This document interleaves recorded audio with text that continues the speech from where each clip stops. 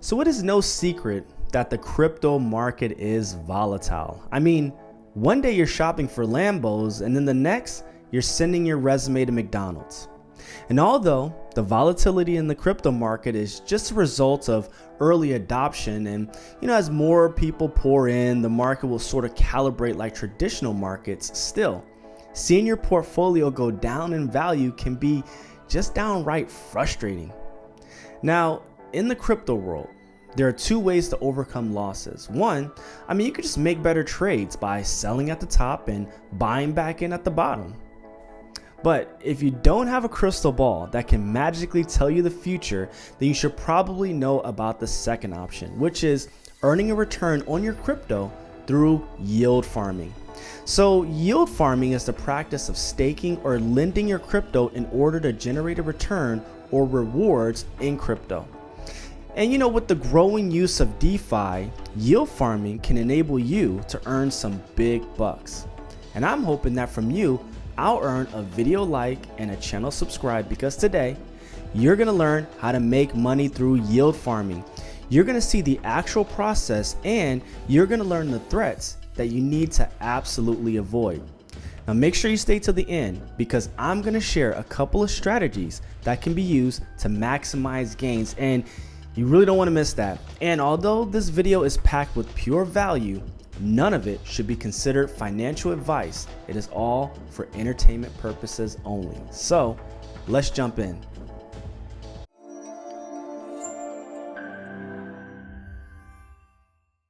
So as I mentioned, yield farming is basically a way for you to earn a return on your crypto. And a good way to understand the concept is to think about an interest-bearing account, like a savings account. Your bank may have certain requirements to qualify for the account, but once you meet those minimums, you earn interest on your money. And the amount you earn is determined by the APY, or the annual percentage yield, communicated to you. Now, what is interesting or attractive about earning a yield on your money is how it can offset losses. So for example, if your holding is down 8% for the year, but you earned an APY, or again a yield of 10% on an equal balance, then you're still up 2% for the year. Now, I know this is not a new concept, and in fact, financial advisors and money managers have been doing this like forever.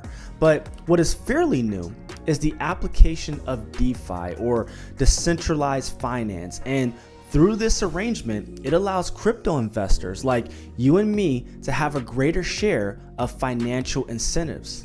You see, traditionally, your bank holds your money in a variety of different accounts, like a savings account or a money market account, and depending on where it's placed, the bank is able to lend out and invest your money on their behalf.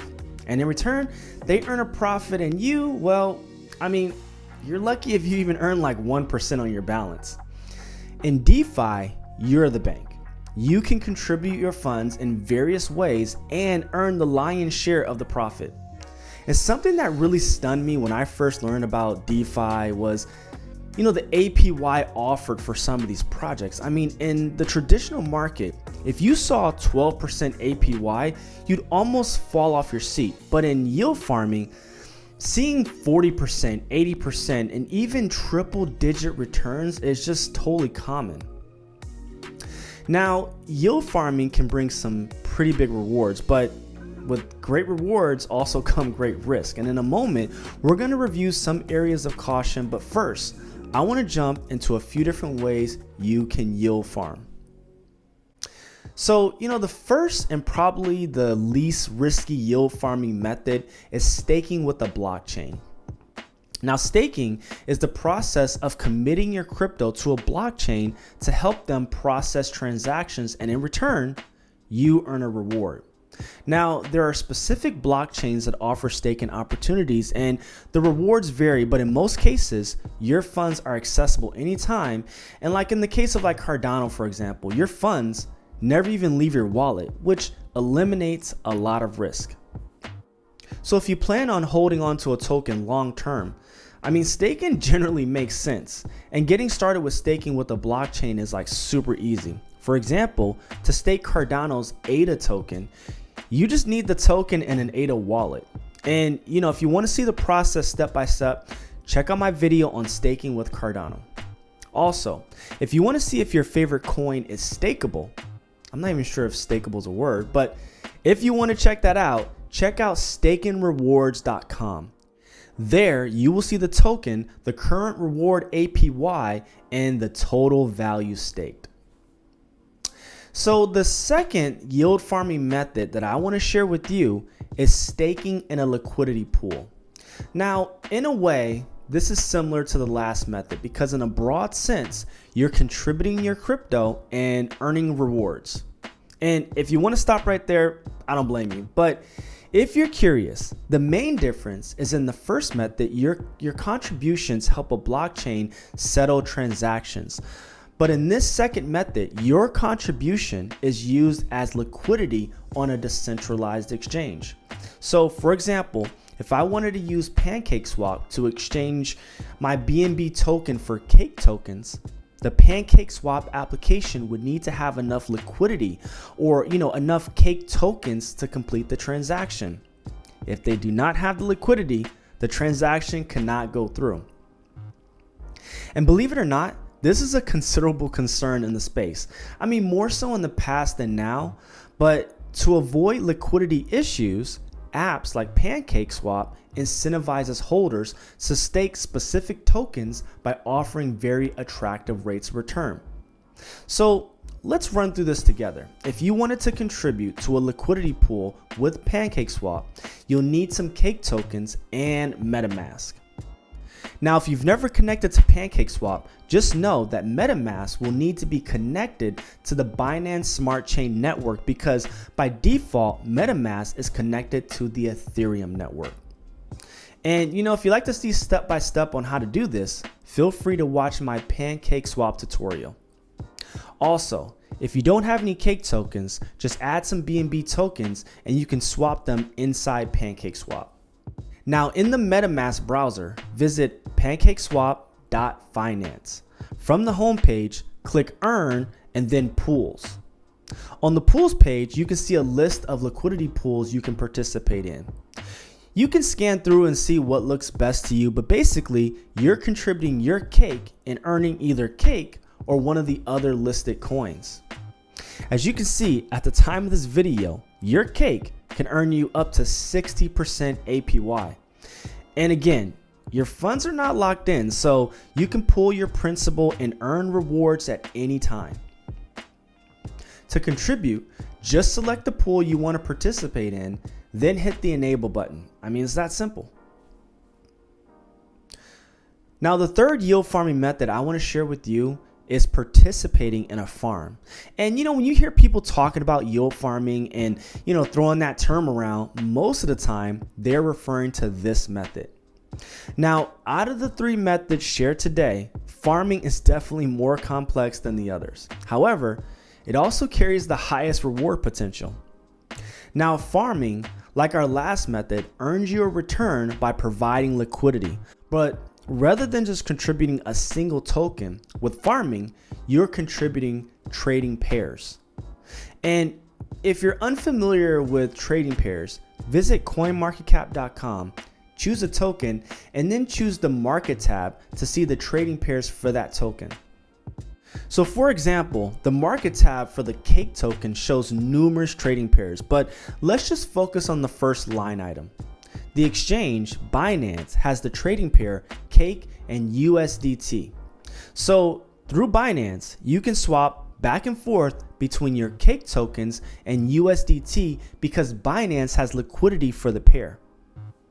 Now, if this was the only line item, and let's say you wanted to swap your BTC for cake, the exchange would need to route your BTC, so it would theoretically first swap your BTC for USDT and then your USDT for cake, because again, that is a trading pair that it has liquidity for. Luckily for traders, exchanges have numerous trading pairs, but even more lucky for farmers, the necessity for trading pairs creates an earning opportunity.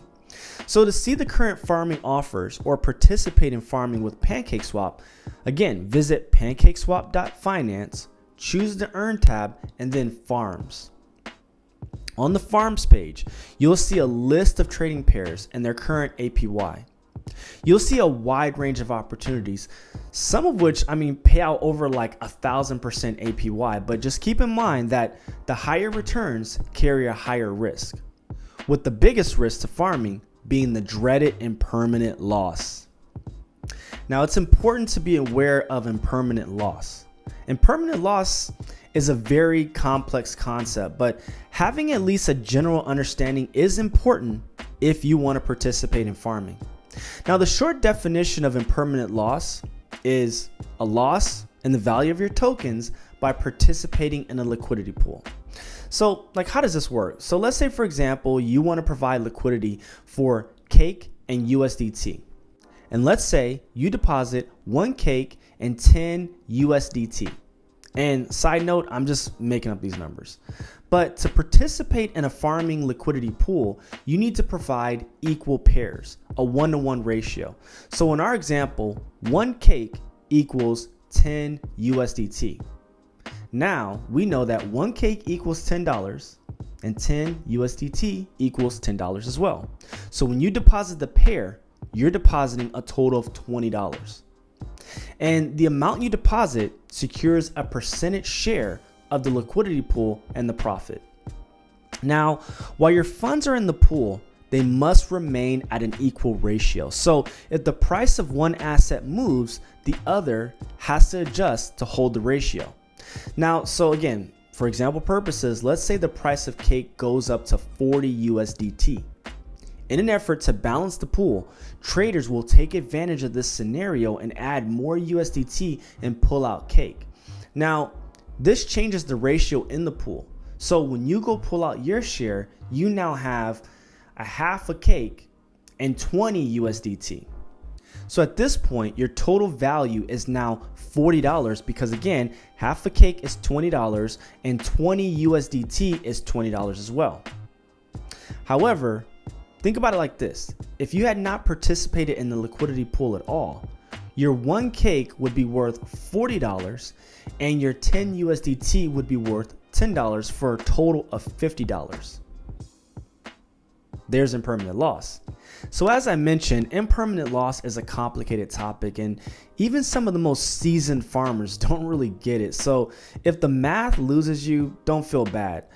The main takeaway is understanding the broad concept of how price fluctuations can affect your holdings.